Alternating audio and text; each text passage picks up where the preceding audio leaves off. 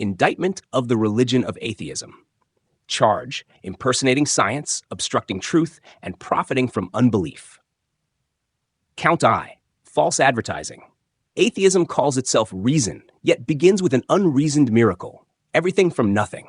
It forbids the supernatural, but depends on one. It demands empirical evidence, except for its own creation myth. It mocks faith while demanding blind faith in chaos. It insists nothing created everything, then scoffs at, in the beginning, God. That's not science. That's synchronized skepticism, a cult chorus chanting, "We approve ourselves." Count 2: the commerce of unbelief. A few have converted to the religion of atheism for the funding. Christianity threatens that. Atheism has become a $60 billion annual industry. Evolutionary biology programs, $10 to $15 billion. Museum exhibits, origin documentaries, science media, $8 to $10 billion. University departments and secular foundations, $15 to $20 billion. Corporate and government grants tied to materialist research, $20 billion plus. Without the religion of atheism, you lose evolutionary tourism, research funding, institutional prestige, and the billions in grants that sustain its philosophical authority. It's not a movement of enlightenment, it's a subsidized skepticism cartel. Even many atheists don't believe their own narrative, but they know the paycheck does. It's a grift wearing a lab coat. They mock the preacher's plate while passing the grant proposal. Count 3: obstruction of science. Atheism claims to advance knowledge, yet it polices inquiry. It silences dissent, buries anomalies, and calls every challenger anti-science. It has become the Vatican of the materialist creed, with peer review as its papacy. The moment intelligence is detected before man, it censors. The moment design is inferred, it defunds. The moment a pattern points to purpose, it ridicules. Atheism doesn't liberate science, it handcuffs it. It forbids exploration beyond its dogma that everything is accidental. It is not the spirit of discovery, it's the gatekeeper of disbelief.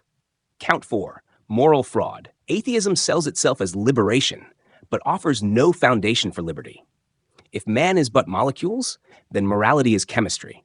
Right and wrong dissolve into physics. Love is downgraded to hormones, conscience to neurons. Yet the atheist still speaks of justice, as though atoms care. They borrow meaning from the very faith they despise. They preach truth while denying its existence. They call logic universal, but claim universes are accidents. It's philosophy built on borrowed capital. Count V: historical revisionism. The atheist clergy claim Christianity halted science, yet every modern discipline was birthed in Christian Europe. Kepler, Newton, Pascal, Faraday, Mendel, all confessed design, not chaos. It was not faith that darkened the ages. It was the long twilight after faith was overthrown. Christ's millennium brought order, literacy, and law. The religion of unbelief brought confusion, war, and profit for the powerful. Verdict: atheism is not freedom from religion. It is a religion, a high priesthood of peer reviewers, a catechism of chants, a communion of consensus, and a tithe collected through government grants. It preaches randomness while practicing order. It mocks faith while demanding one. It boasts enlightenment while living off the shadow of belief. Sentence: let reason be restored. Let science be freed from its materialist captors. Let truth once again be pursued, not purchased. It's called the Indictment of the Religion of Atheism. Now, this isn't just some simple rant. It's actually framed like a legal charge, arguing that the whole system around modern secular science, well, it functions like a creed. Our goal here is to, forensically look at these claims. It specifically charges philosophical materialism PM with acting like a religion. But unpacking this really hinges on a key distinction. Maybe you can help us draw that line right at the start. Absolutely. The core issue, and what the indictment really plays on, is a conflation. We have to separate the working method from the underlying belief. So there's methodological naturalism, MN, that's the practical rule. Science tests things using only natural causes. Makes sense, right? Ensures testability. Okay, the rule book. Exactly. But then there's philosophical materialism, PM. That's the belief that only physical stuff exists. Yeah. Full stop. The indictment basically says the system uses the defensible rule, MNN, to sort of sneak in and enforce the unproven belief, PM. Ah, I see. Using the method to push the metaphysics. Okay, so let's dig into the charges. The first one is about structure. It uses some pretty provocative language. It calls the peer review system the papacy and scientific consensus the catechism of chance. I mean, papacy. That sounds deliberately designed to provoke. It definitely sounds inflammatory, yeah. But the argument behind it isn't just name-calling. It's focusing on, well, institutional gatekeeping. Gatekeeping. How so? Think about it. Just like a church defines what's orthodox belief, the strict enforcement of methodological naturalism defines what's acceptable, permissible scientific thought. If your research even hints at an immaterial cause, it's not just seen as maybe wrong. It's inadmissible.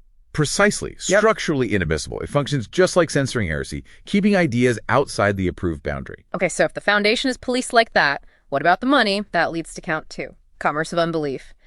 The claim here is that materialist science is a subsidized skepticism cartel. We looked at the funding numbers.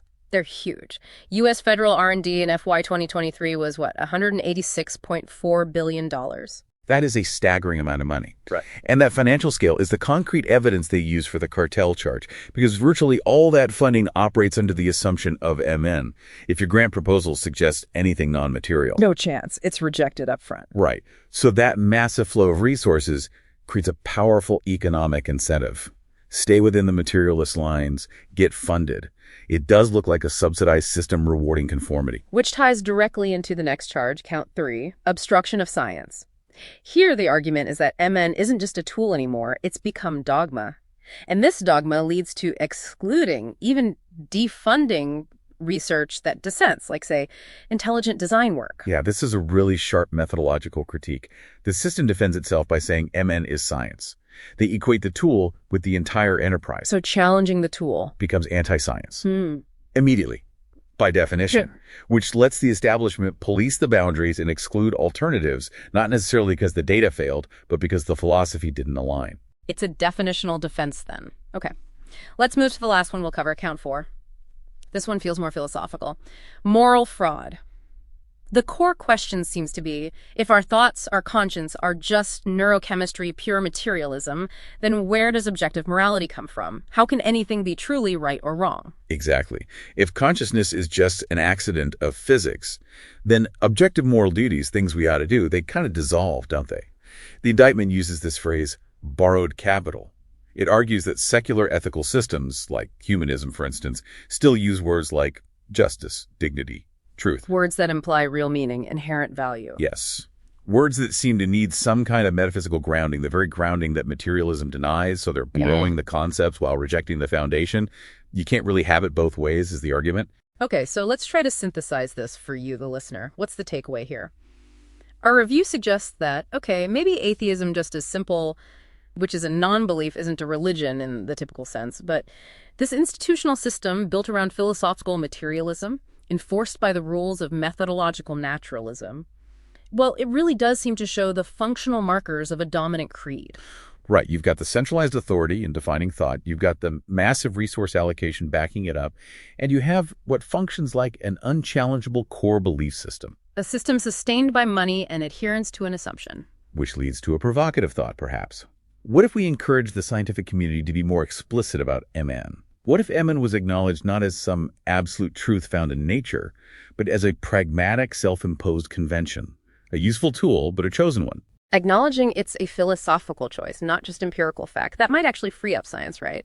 It could allow for more rigorous investigation into the limits of physicalism itself, stopping the philosophy from hardening into this unquestionable dogma.